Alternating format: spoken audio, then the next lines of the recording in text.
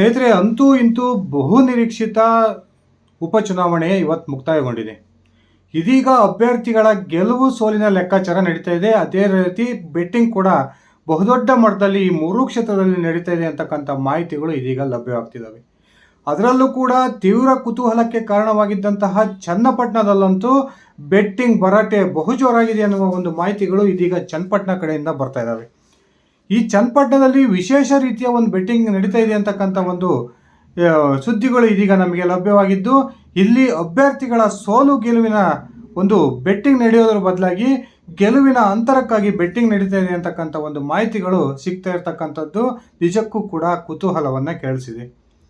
ನಿಜಕ್ಕೂ ಕೂಡ ಈ ಒಂದು ಕ್ಷೇತ್ರದಲ್ಲಿ ನಡೆದಿರ್ತಕ್ಕಂಥ ಬೆಟ್ಟಿಂಗ್ ಭರಾಟೆಯಲ್ಲಿ ಯಾವ ಅಭ್ಯರ್ಥಿಯ ಪರವಾಗಿ ಬೆಟ್ಟಿಂಗ್ದಾರರು ಹೆಚ್ಚು ಬೆಟ್ಟಿಂಗ್ ಮಾಡ್ತಾ ಇದ್ದಾರೆ ಅನ್ನೋದನ್ನು ಒಂದ್ಸರಿ ತಿಳ್ಕೊಂಡು ಬರೋಣ.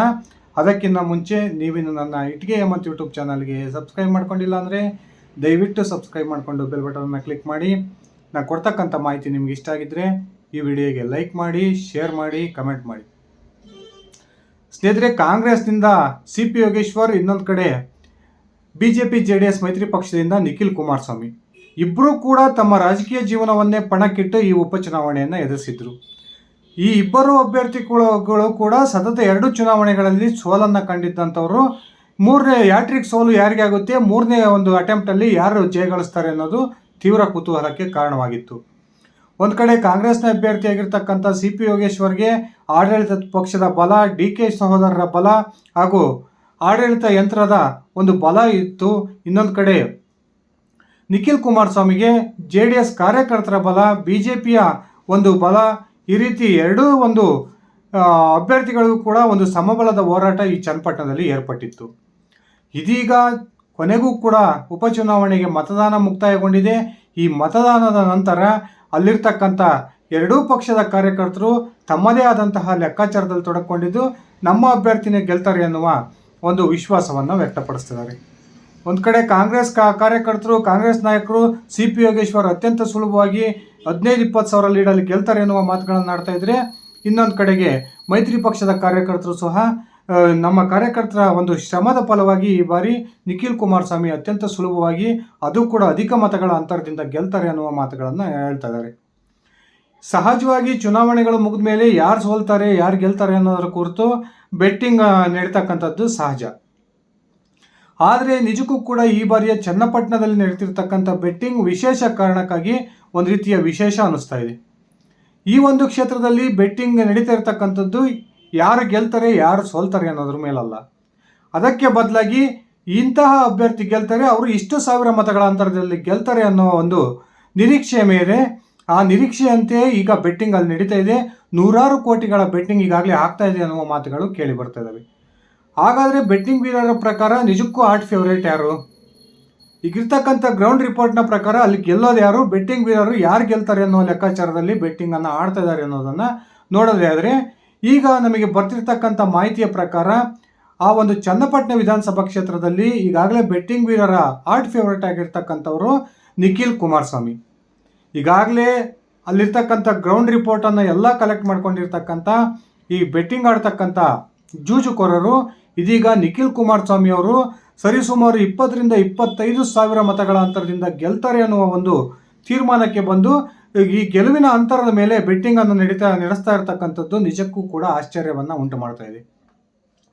ಚುನಾವಣೆಯ ಬಹಿರಂಗ ಪ್ರಚಾರಕ್ಕೆ ಕೊನೆಯ 2 ದಿನ ಬಾಕಿ ಇರತಕ್ಕಂಥ ಸಂದರ್ಭದಲ್ಲಿ ಜಡ್ ಜಮೀರ್ ಅಹಮದ್ ಅವರು ಮಾಡಿದಂತಹ ಒಂದು ಮಹಾಪರಾಧ ಇದೀಗ ಬಹುತೇಕ CP ಯೋಗೇಶ್ವರ್ ಅವರ ಸೋಲಿಗೆ ಕಾರಣ ಆಗಿತ್ತು ಅನ್ನುವ ಒಂದು ಲೆಕ್ಕಾಚಾರಗಳು ಅಲ್ಲಿ ನಡೀತಾ ಇದ್ದು, ನಿಖಿಲ್ ಕುಮಾರಸ್ವಾಮಿ ಗೆಲ್ತಕ್ಕಂಥದ್ದು ಬಹುತೇಕ ಕನ್ಫರ್ಮ್ ಅನ್ನುವ ಲೆಕ್ಕಾಚಾರಕ್ಕೆ ಇದೀಗ ಬೆಟ್ಟಿಂಗ್ ವೀರರು ಬಂದಂತೆ ಕಂಡು ಬರ್ತಾ ಇದೆ. ಯಾರೂ ಕೂಡ CP ಯೋಗೇಶ್ವರ್ ಅವರ ಪರವಾಗಿ ಅವ್ರು ಗೆಲ್ತಾರೆ ಅನ್ನುವ ಮಾತುಗಳನ್ನು ಹೇಳ್ತಾ ಇದ್ರು ಕೂಡ CP ಯೋಗೇಶ್ವರ್ ಇಷ್ಟಾಂತರದಲ್ಲಿ ಗೆಲ್ತಾರೆ, ಅಷ್ಟಾಂತರದಲ್ಲಿ ಗೆಲ್ತಾರೆ ಅನ್ನುವ ಲೆಕ್ಕಾಚಾರವನ್ನು ಮಾಡ್ತಾ ಇಲ್ಲ. ಆದರೆ JDSನ ಕಾರ್ಯಕರ್ತರು ಹಾಗೂ ಪ್ರಮುಖ ಬೆಟ್ಟಿಂಗ್ ವೀರರು ಇದೀಗ ನಿಖಿಲ್ ಕುಮಾರಸ್ವಾಮಿ ಅವರು 15,000 ಲೀಡಲ್ಲಿ ಗೆಲ್ತಾರೆ, 20,000 ಲೀಡಲ್ಲಿ ಗೆಲ್ತಾರೆ, 25,000 ಲೀಡಲ್ಲಿ ಗೆಲ್ತಾರೆ, ಕೊನೆಗೆ 30,000 ಲೀಡ್ವರೆಗೂ ಕೂಡ ನಿಖಿಲ್ ಕುಮಾರಸ್ವಾಮಿ ಅವರ ಪರವಾಗಿ ಬೆಟ್ಟಿಂಗನ್ನು ಕಟ್ಟೋದಕ್ಕೆ ರೆಡಿಯಾಗಿರ್ತಕ್ಕಂಥದ್ದು. ಈಗಾಗಲೇ ನೂರಾರು ಕೋಟಿ ರೂಪಾಯಿಗಳ ಬೆಟ್ಟಿಂಗ್ ಕೂಡ ಅಲ್ಲಿ ನಡೆದಿದೆ ಅಂತಕ್ಕಂಥ ಮಾತುಗಳು ಕೇಳಿ ಬರ್ತಾ ಇರತಕ್ಕಂಥದ್ದು ನಿಜಕ್ಕೂ ಕೂಡ ಆಶ್ಚರ್ಯವನ್ನು ಉಂಟು ಮಾಡಿದೆ.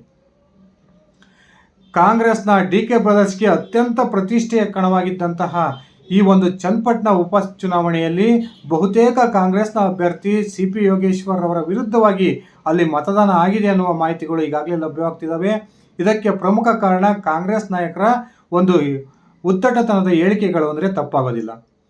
ಕೊನೆ ಕ್ಷಣದವರೆಗೂ ಕೂಡ ವಿಜಯಲಕ್ಷ್ಮಿ ತೂಗುಏಲೆಯಲ್ಲಿದ್ದಂತಹ ಈ ಒಂದು ಕ್ಷೇತ್ರದಲ್ಲಿ ಜಮೀರ್ ಅಹಮದ್ ಅವರು ಯಾವಾಗ ಪ್ರಚಾರಕ್ಕೆ ಬಂದರೋ ಕುಮಾರಸ್ವಾಮಿ ಅವರ ವಿರುದ್ಧ ಅವರ ಒಂದು ಬಣ್ಣವನ್ನು ಆಧರಿಸಿ ಕರಿಯ ಅನ್ನುವ ಮಾತನ್ನು ಹೇಳಿದರು. ಅದಾದ ನಂತರ ಇಡೀ ಕುಮಾರಸ್ವಾಮಿಯ ಕುಟುಂಬವನ್ನು ನಾವು 1 ರೂಪಾಯಿಯನ್ನು ಮುಸ್ಲಿಂ ಸಮುದಾಯದಿಂದ ಕಲೆಕ್ಟ್ ಮಾಡೋದ್ರ ಮೂಲಕ ಅವ್ರ ಇಡೀ ಕುಟುಂಬವನ್ನು ನಾವು ಕೊಂಡ್ಕೊಳ್ತೀವಿ ಅನ್ನುವ ಒಂದು ದಿಮಾಕಿನ ಮಾತನಾಡಿದರು. ಅದಾದ ನಂತರ ಕಾಂಗ್ರೆಸ್ನಲ್ಲಿದ್ದಂತಹ ಒಕ್ಕಲಿಗ ಸಮುದಾಯದ ಮತದಾರರು ಕೂಡ JDSನ ಕಡೆಗೆ ವಾಲಿದ್ರು ಅಂತಕ್ಕಂಥ ಒಂದು ಸ್ಪಷ್ಟ ಸೂಚನೆಗಳು ಸಿಗ್ತಾ ಇದ್ದು ನಿಖಿಲ್ ಕುಮಾರಸ್ವಾಮಿ ಅವರ ಗೆಲುವು ಬಹುತೇಕ ಕನ್ಫರ್ಮ್ ಅನ್ನುವ ಒಂದು ಸ್ಪಷ್ಟ ಸೂಚನೆಗಳು ಈಗ ಚನ್ನಪಟ್ಟಣ ಕಡೆಯಿಂದನೇ ಸಿಗ್ತಾ ಇದ್ದಾವೆ. ಇದೇ ಕಾರಣಕ್ಕೆ ನಿಖಿಲ್ ಕುಮಾರಸ್ವಾಮಿ ಅವರ ಪರವಾಗಿ ಬರದಿಂದ ಬೆಟ್ಟಿಂಗ್ ನಡೀತಾ ಇದ್ದು ನಿಖಿಲ್ ಕುಮಾರಸ್ವಾಮಿ ಅವರ ಗೆಲುವಿನ ಅಂತರದ ಕುರಿತು ಈಗ ಬೆಟ್ಟಿಂಗ್ ನಡೀತಿರ್ತಕ್ಕಂಥದ್ದು ಬಹುತೇಕ ಕಾಂಗ್ರೆಸ್ನ ಕಾರ್ಯಕರ್ತರು ಈ CP ಯೋಗೇಶ್ವರ್ ಅವರ ಸೋಲನ್ನು ಒಪ್ಕೊಂಡ್ರ ಅನ್ನುವ ಒಂದು ಪ್ರಶ್ನೆ ಉಂಟಾಗ್ತಾ ಇದೆ. ಸ್ನೇಹಿತರೆ, ಸುಮಾರು 500 ಕೋಟಿ ರೂಪಾಯಿಗಳ ಒಂದು ವ್ಯವಹಾರ ಈ ಒಂದು ಕ್ಷೇತ್ರದಲ್ಲಾಗಿದೆ. 500 ಕೋಟಿ ರೂಪಾಯಿಗಳಷ್ಟು ಚುನಾವಣೆಗೆ ಎರಡೂ ಪಕ್ಷದ ಅಭ್ಯರ್ಥಿಗಳು ಸೇರಿ ಹಣವನ್ನು ವ್ಯಯ ಮಾಡಿದ್ದಾರೆ ಅನ್ನುವ ಮಾತುಗಳು ಬರ್ತಾ ಇದ್ದು ಕಾಂಗ್ರೆಸ್ ಎಲ್ಲಿ ಎಡವಿದೆ ಅಂತಂದರೆ ಕಾಂಗ್ರೆಸ್ಗೆ ನಿಷ್ಠಾವಂತರ ಕಾರ್ಯಕರ್ತರ ಕೊರತೆ ಆ ಒಂದು ಕ್ಷೇತ್ರದಲ್ಲಿ ಕಂಡು ಬರ್ತಾ ಇತ್ತು ಅನ್ನುವ ಒಂದು ಮಾಹಿತಿಗಳು ಸಿಗ್ತಾ ಇದ್ದಾವೆ. ಇನ್ನೊಂದು ಕಡೆ JDSನ ಕಾರ್ಯಕರ್ತರು ಯುದ್ಧದ ರೀತಿಯಲ್ಲಿ ಈ ಒಂದು ಚುನಾವಣೆಯನ್ನು ಎದುರಿಸಿದ್ದು ಪ್ರತಿಯೊಂದು ಮನೆಯ ಪ್ರತಿಯೊಬ್ಬ ಮತದಾರರನ್ನು ತಲುಪೋದರಲ್ಲೂ ಕೂಡ JDSನ ಕಾರ್ಯಕರ್ತರು ಯಶಸ್ವಿಯಾಗಿದ್ದಾರೆ ಎನ್ನುವ ಮಾತುಗಳು ಕೂಡ ಕೇಳಿ ಬರ್ತಾ ಇದ್ದಾವೆ.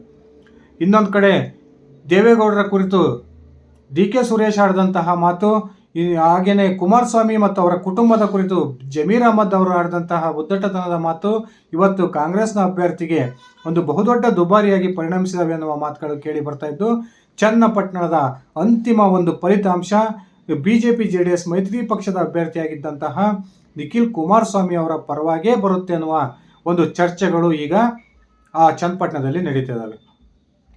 ಬೆಟ್ಟಿಂಗ್ ವೀರರು ಕೂಡ ಆಟ್ ಫೇವರೇಟ್ ಆಗಿ ನಿಖಿಲ್ ಕುಮಾರಸ್ವಾಮಿ ಅವರನ್ನೇ ಆಯ್ಕೆ ಮಾಡಿಕೊಂಡಿದ್ದು ಬಹುತೇಕ ನಿಖಿಲ್ ಕುಮಾರಸ್ವಾಮಿ ಅವರ ಪರವಾಗಿ ಎಷ್ಟು ಮೊತ್ತದ ಬೆಟ್ಟಿಂಗ್ ಬೇಕಾದ್ರೂ ಕಟ್ಟಕ್ಕೆ ರೆಡಿಯಾಗಿದ್ದಾರೆ ಅನ್ನುವ ಮಾತುಗಳು ಕೇಳಿ ಬರ್ತಾ ಇದ್ದು ಈಗಾಗಲೇ ಚುನಾವಣೆಯ ಮತದಾನ ಮುಗಿದ ನಂತರ 100 ಕೋಟಿ ರೂಪಾಯಿಗಳ ಬೆಟ್ಟಿಂಗ್ ವ್ಯವಹಾರ ಅಲ್ಲಿ ಆಗಿದೆ ಅನ್ನುವ ಒಂದು ಸ್ಪಷ್ಟ ಮಾಹಿತಿಗಳು ಸಿಗ್ತಾ ಇದ್ದಾವೆ.